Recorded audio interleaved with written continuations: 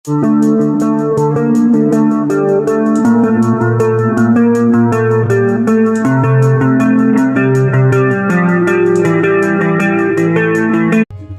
दोस्तों, welcome back to my new blog. तो जैसा कि आप देख रहे हैं, मैंने कल के ब्लॉग में आपको बताया कि लखवाड़ गांव में भागवत कथा का वाचन चल रहा है। और वो लखवाड़ गांव जो कि विकास नगर से कोई 70-75 किलोमीटर की दूरी पे है और वहाँ पर चल रहा है भागवत कथा का वाचन। और तो इतनी जो है पहाड़ी जगह पे और पहली बार मेरे ख्याल से हो रहा है लखवाड़ में तो भागवत कथा का वाचन। तो वहाँ के कथा व्यास हैं हमारे भाई श्री विपिन उनियाल जी। तो भक्तगण जो है वहाँ पर बहुत ही श्रद्धा के साथ और बहुत ही भक्ति के साथ जो है ये वाचन सुन रहे हैं। और सुने भी क्यों ना, ये जो स्थान है यहाँ पर श्री महासू देवता का मंदिर है। जिस जगह पे ये कथा हो रही है, ये मंदिर के बगल में ही यहाँ पर ये भागवत चल रही है। और आप पीछे देख रहे हैं कि भगवान शिव की बड़ी सी प्रतिमा लगी हुई है यहाँ पर। तो इस तरह से जो है यहाँ पर चल रहा है कथा का वाचन। और गांव के सभी लोग एकत्रित होकर के जो है स्त्रियां पुरुष वहाँ पर एकत्रित होकर के बहुत भक्तिमय भाव से जो है कथा का वाचन वहाँ पर सुन रहे हैं। तो चलिए सुनिए आप लोग भी किस तरह से जो है आज की कथा आगे बढ़ती है।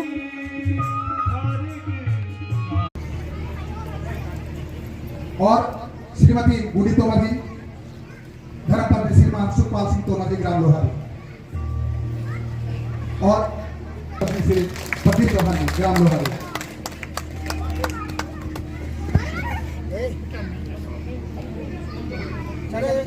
हमारे सरतली से आई हुई हमारी जो माताएं हैं, बहनें हैं, आपसे भी अनुरोध है कि आप भी मंच पर आकर के व्यास जी महाराज से आशीर्वाद ग्रहण करने का कष्ट करें।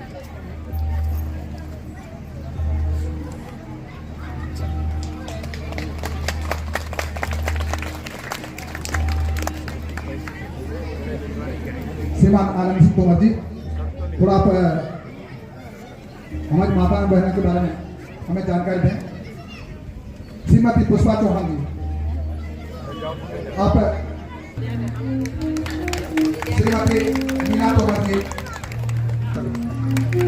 श्रीमती संगीता पवार, पत्नी श्री विजय सिंह तोमर जी,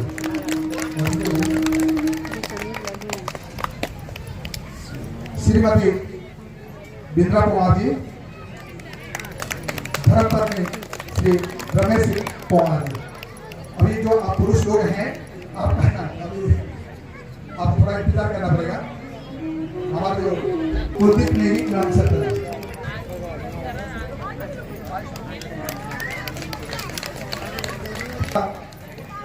रंजिता कुमार,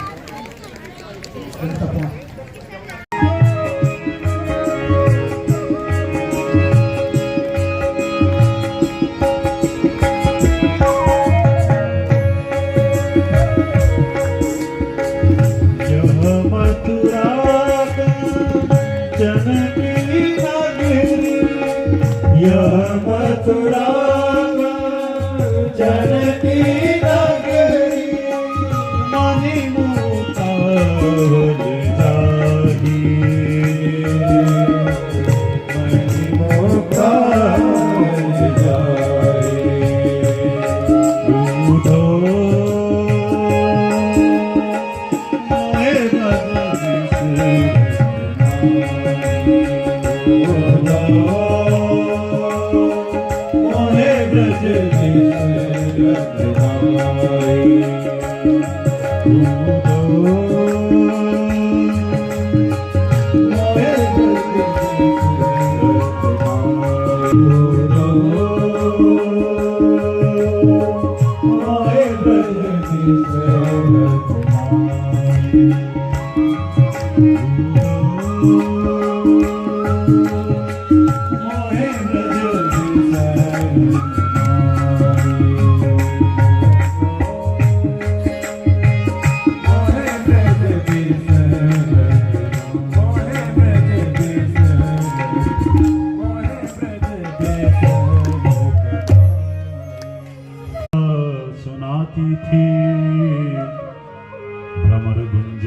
से भी बस यही आवाज आती थी।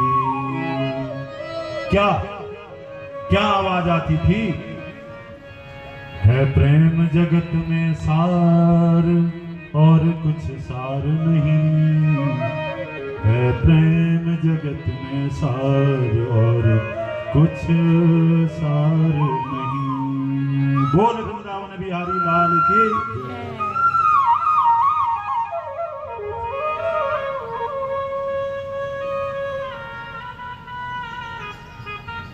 अब उद्धव जी प्रवेश पाते हैं,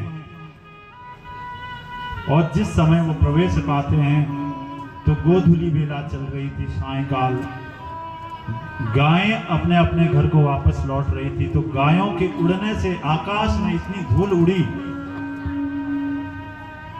कि उनका रथ बिल्कुल किसी को दिख नहीं पाया। और उद्धव जी सीधे नंद भवन में पहुंच गए, और उद्धव जी को आते किसी ने नहीं देखा। जैसे ही नंद भवन में पहुंचते हैं, दरवाजे पे रथ स्थापित करते हैं, और जैसे ही अंदर जाने को होते हैं, नंद बाबा की दृष्टि पड़ती है। नंदा प्रीता परिस्वज्य वासुदेव ध्याचेत। जैसे ही नंद बाबा की दृष्टि पड़ती है, उन्हें भ्रम हो जाता है कि मेरा कृष्ण आ गया, और भाग करके भगवान को गले से लगा लेते हैं, उद्धव जी को गले से लगा लेते हैं, यह सोचकर कि मेरा लाला आया है।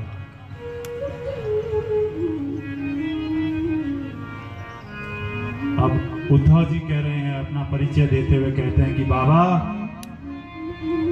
मैं तुम्हारे प्यारे कन्हैया का मित्र उद्धव हूं, और आपसे मिलने ही आया हूं। तब नंद बाबा सावधान होते हैं, लेकिन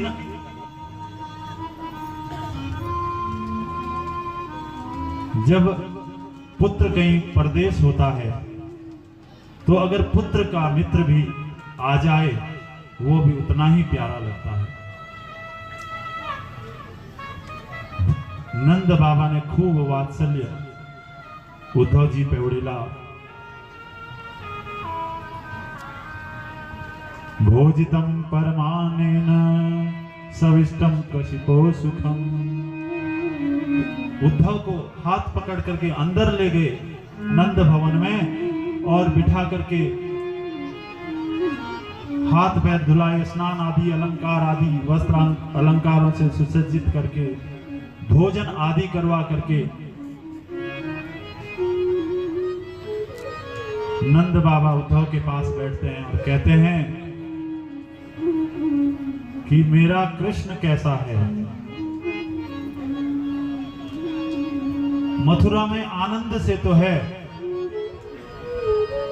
सब उसके विरह में संतृप्त हुए जा रहे हैं, क्या कृष्ण को हमारी याद नहीं आती? इतना कहते कहते नंद बाबा के आंखों में आंसू आ गए।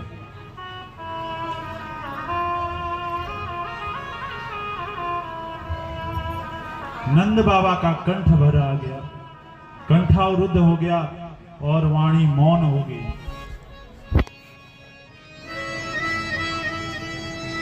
इधर यशोदा मैया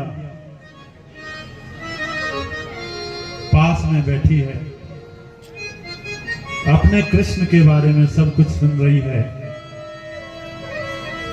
लेकिन जब से बैठी है एक शब्द मैया ने आज नहीं बोला। उसके युगल नयनों से ऐसी अश्रुधारा बह रही है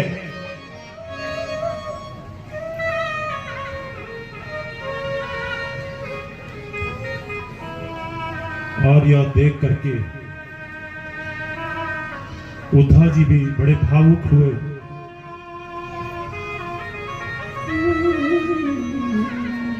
और कहते हैं उद्धव जी को समझ नहीं आ रहा कि मैं इनको क्या प्रवचन दूं। अरे औरों को प्रवचन तो कोई और हो तो उनको ऐसे देता कि भगवान के स्वरूप का ध्यान करो, लेकिन ये लोग तो पहले ही भगवान के स्वरूप में डूबे हुए हैं। तो उद्धव जी को कुछ और नहीं सूझा तो केवल नंद बाबा और मैया यशोदा के भाग्य की सराहना करने लग गए कि धन्य है यशोदा मैया, धन्य है नंद बाबा, जिनके आंगन में त्रैलोक्य के नाथ हरि ने जन्म लिया।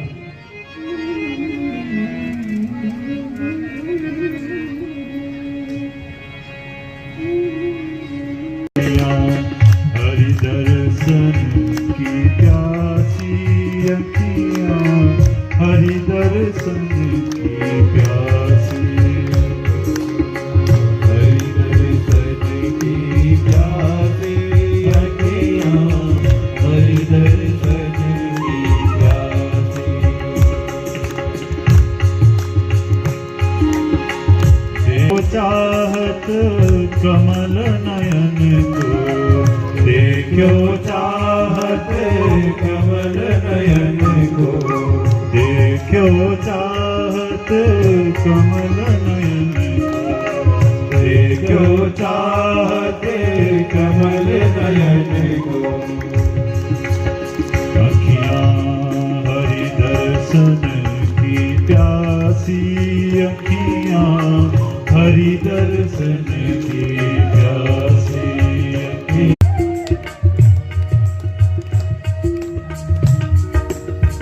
बोल नंद के लाला की।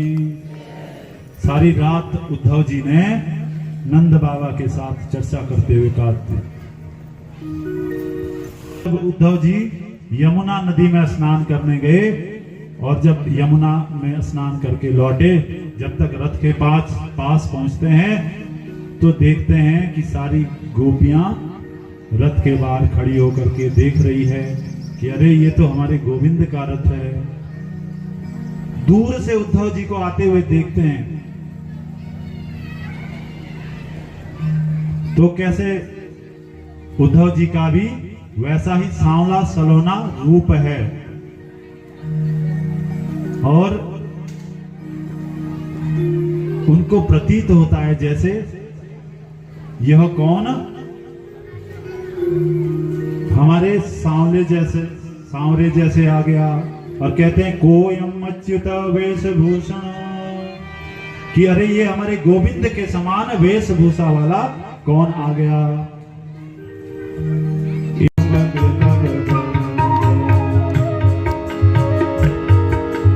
चक्रधर सुदाम समोहिनी पाये ताम, चक्रधर सुदाम समोहिनी पाये ताम, सुमन सैव सजत भवाते, सुमन सैव सजत भवाते, परिचरति कथम तथाद वर्णम पर्णाम, परिचरति कथम। गुरुदेव महाराज से भी आप आशीर्वाद ग्रहण करने का कष्ट करेंगे। समस्त ग्रामवासी ग्राम सर्कल आपका अभिनंदन, सदैव आभारी रहेगी और मंदिर समिति की तरफ से आप सभी ग्रामवासियों को मैं हार्दिक धन्यवाद और बधाई देता हूं। गांव के जो मुखिया हैं हमारे बीच में, हमारे लखवाड़ के जटियार परिवार से श्रीमान नरेश चौहान जी, आपका हमेशा बड़ा योगदान रहता है। अभी हमें मालूम पड़ा है कि आप पहुंचे हुए हैं और आपके बड़े भ्राता श्रीमान विजेंद्र सिंह चौहान जी, आप दोनों लोगों से भी निवेदन है कि आप मंच पर आकर के व्यासी महाराज से आशीर्वाद ग्रहण करने का कष्ट करें और संपूर्ण गांव की रक्षा करें, यही हमारी मासूम महाराज से प्रार्थना है। तत्पश्चात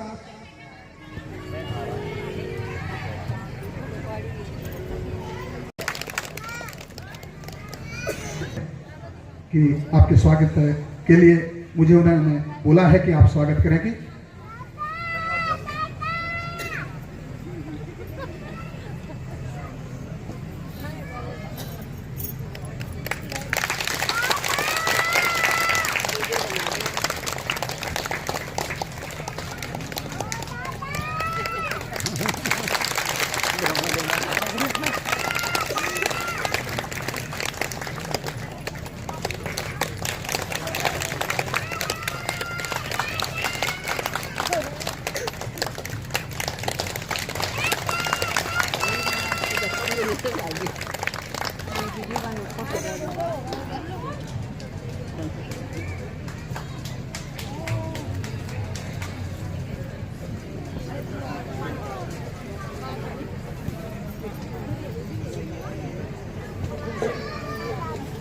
हो सकता है मैंने आप लोगों का समय ज्यादा लिया है और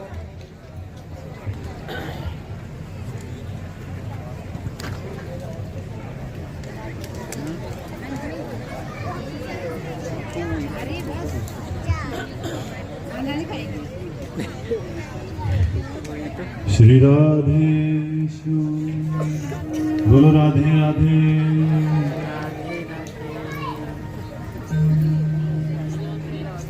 राक्षसेन विदानेन उपयेमैति श्रुतम्। कहते हैं कि महाराज हमने सुना है कि भगवान का विवाह जो रुक्मणी के साथ हुआ था वह राक्षस विधि से हुआ था। तो सुखदेव जी महाराज मुस्कुराए, बोले कि बिल्कुल ठीक सुना आपने। और अब सुखदेव जी महाराज वर्णन कर रहे हैं। राजा शीर भीष्म को नाम विदर्भाधिपतिर्महान् तस्य पंचा भवन पुत्रा कन्या के काचरानना। विदर्भ देश के एक बेटी थी जिसका नाम था रुक्मणी जी और 5 पुत्र थे। रुक्मी, रुक्मरथ, रुक्मबाहु, रुक्मकेशी तथा रुक्ममाली, ये 5 पुत्र थे। तो रुक्मी इनमें सबसे बड़ा था। एक दिन 5 भैया को बिठाकर भीष्मक जी कहने लगे कि तुम्हारी बहन रुक्मणी अब विवाह के योग्य हो गई है और इसका अब विवाह कर देना चाहिए।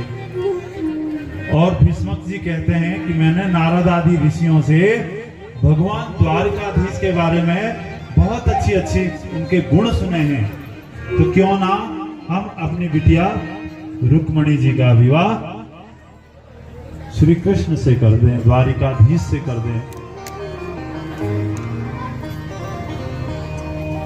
तो जो सबसे बड़ा बेटा होता है रुक्मी जी, वह इस प्रस्ताव का सख्त विरोध करता है और कहता है कि उस रणछोड़ के साथ, उस भगोड़े के साथ मैं अपनी बहन का विवाह बिल्कुल नहीं होने दूंगा।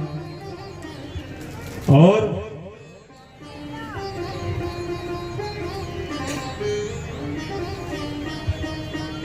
रुक्मी बोला कि पिताजी आप रहने दीजिए, मैं अपने आप बहन के लिए वर ढूंढूंगा। और बात यहीं समाप्त हो जाती है। और दूसरे दिन वो अपने पिताजी से, रुक्मी कहता है कि पिताजी मैं शिशुपाल से रुक्मणी के विवाह पक्का करके आ गया हूं और वो परसों ही बारात लेकर के आ रहे हैं। जो रुक्मणी जी को यह पता चला तो बहुत दुखी हुई और रोती हुई अपने भाभी के पास गई। तो भाभी ने कहा कि रोने से काम नहीं चलेगा,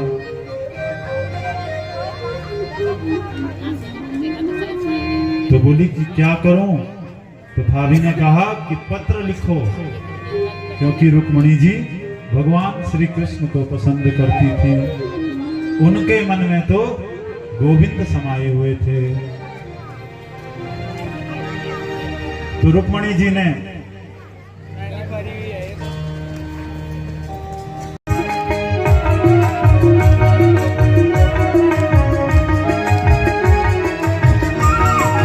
ऐसे ओढ़ तो नहीं जो रंग नाहे छूटे, ऐसी ओढ़ तो नहीं जो रंग नाहे छूटे, ऐसी ओढ़ तो नहीं जो रंग नाहे छूटे, ऐसी ओढ़ तो नहीं जो रंग नाहे छूटे, ऐसा भरो दुल्हा जो कबहू न छूटे, ऐसा भरो दुल्हा जो कबहू न छूटे, अटल सुहाग की बिंदिया लगा दो, अटल सुहाग की बिंदिया लगा दो, अटल सुहाग की बिंदिया लगा दो, मुझे श्याम सुंदर की दुल्हन बना दो, मुझे श्याम सुंदर की दुल्हन बना दो। आओ मेरी सखियों मुझे मेहंदी लगा दो, आओ मेरी सखियों मुझे मेहंदी लगा दो,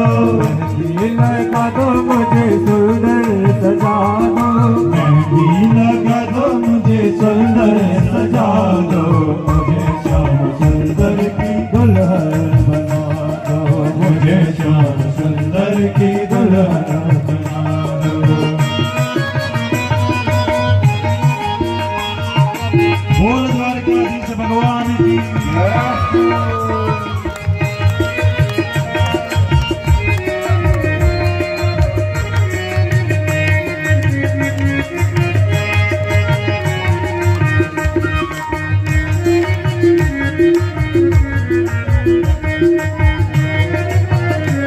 शादियों की सेवा करते हुए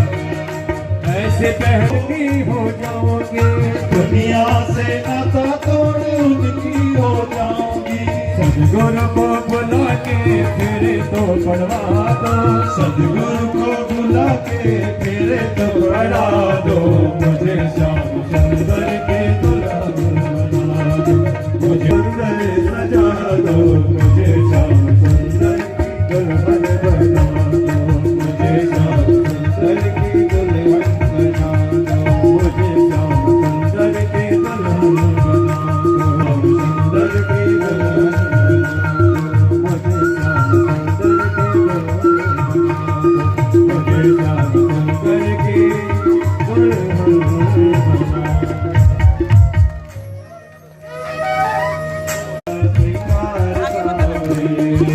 मस्तक पर मलिया गिरी चंदन के सर तिलक लगाया, मस्तक पर मलिया गिरी चंदन के सर तिलक लगाया, बोल द्वारकाधीश बोल मुकुट कानों में रुक्मणी मैया बहुत बरसाया, बोल मुकुट कानों में चंदन बहुत बरसाया, महकता रहे दरबार सामने, महकता रहे दरबार सामने, तेरा किसने किया श्रृंगार सामने, तेरा किसने किया श्रृंगार सामने, लागे दुल्हा सा लागे दुल्हा सा दिलदार सारे, तेरा किसने किया श्रृंगार सा, बोल कन्हैया बोल तुम्हें हम कौन सा भजन सुनाए, बोल कन्हैया तेरे दरबार सामने, मेरा चाहते रहे हम,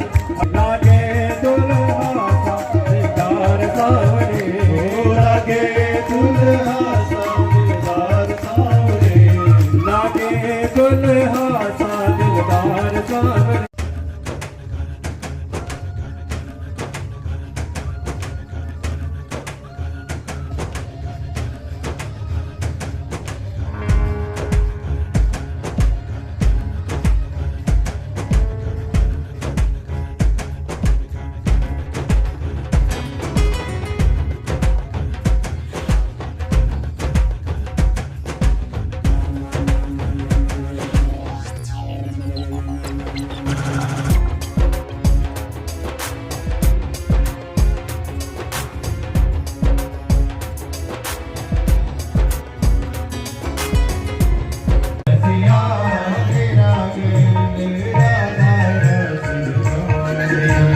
मेरा गल गोपी राधे रचोली, मेरा गल राधा राधे रचोली, मेरा गल राधा राधे रचोली। तो दोस्तों आज का वीडियो आपने देखा, तो भागवत का आपने वाचन उसमें सुना, तो आपको कैसा लगा आप बताइएगा कमेंट बॉक्स में। और ये जो मंदिर आप देख रहे हैं ना, ये लखवाड़ का महासू देवता का मंदिर है, तो जो कि कुल देवता है हमारे क्षेत्र के।